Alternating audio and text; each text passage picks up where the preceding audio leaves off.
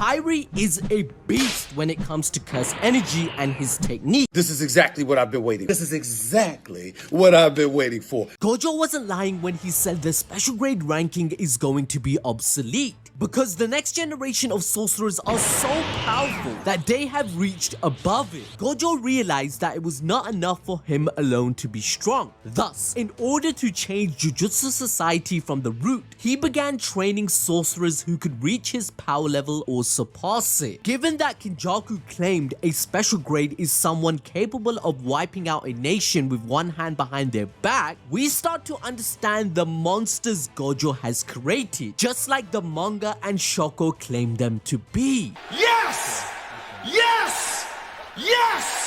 Kairi is a beast when it comes to curse energy and his technique. His strength has been foreshadowed right from chapter 11 itself, when Satoru freaking Gojo himself attested Hakari had a bright future. Chapter 157 gave us a glimpse because Hakari landed a barrage of punches on Yuji, which hurt him to an extreme level, regardless of how much or how little strength the senpai put into them. Itadori felt like Hakari was hitting him with a baseball bat with a saw-like edge instead of punches. This alone is a massive nod to Hakari's strength, because Yuji is one of the most durable characters in the series, so for him to feel the brunt of Hakari's punches meant there was some huge secret. And it didn't take Hakari too long to let the cat out of the bag, as the key was his curse energy. According to Gojo, Hakari's energy had an edge that was making his punches seem so harsh, because Yuji could handle the physical strength but not the curse energy hitting him. Even Bernard wondered how Hakari's curse energy felt rough and hurt him like sandpaper. This fact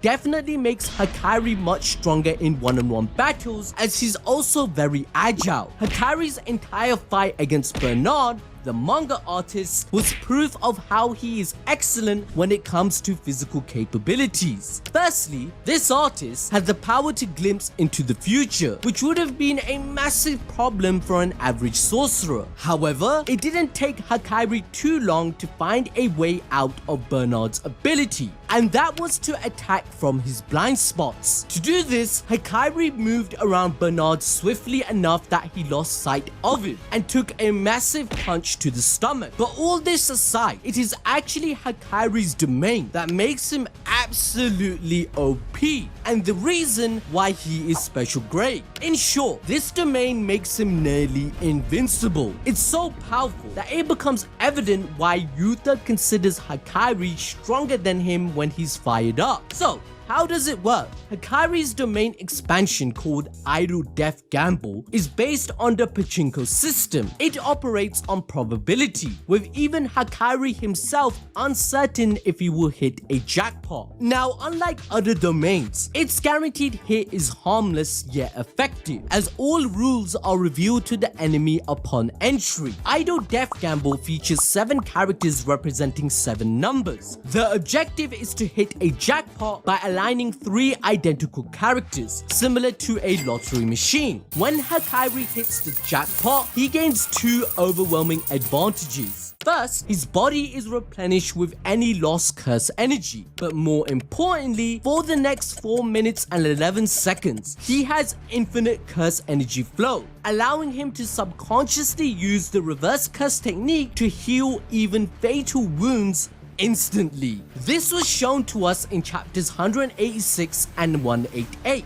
He can also subconsciously use reverse curse technique even though he has never learnt it. This heals even fatal wounds like an arm, losing half his face, and even a freaking hole in his stomach. Running on automatic RCT allows him to nullify toxic gases and poison, just like in chapter 189, which is usually very difficult for somebody who uses RCT consciously. Second, each jackpot increases the probability of hitting another one, which means that as long as he keeps hitting them, he can continuously use his domain even within the same battle. So let's take Gojo as an example. He had a limit of doing 5 domain expansions consecutively before his brain fried. Hakari, on the other hand, can do an unlimited amount of domains in a row if jackpot occurs, thus surpassing Sukuna himself, who had to do binding vows and use the other half of his brain to keep going. What truly makes this domain dangerous is that Hakari is unkillable. The fact that he stalled Uraume since chapter 238 to the very end is amazing. During the Shibuya incident, Uraume was able to incapacitate over half of the sorcerers with ease, even putting their lives in danger by being able to freeze them to death until Yuki arrived to save the day. She did this again in chapter 215 against an awakened Maki, stopping her from fighting, but its true potential was shown against Hakari himself. Uraume froze his arm and leg to destroy them instantly, but realized something really huge. She claimed that sorcerers of the modern era maintain their humanity, which holds them back. But Hakari over here? He shouldn't be treated as a human. Instead, she must use her full power,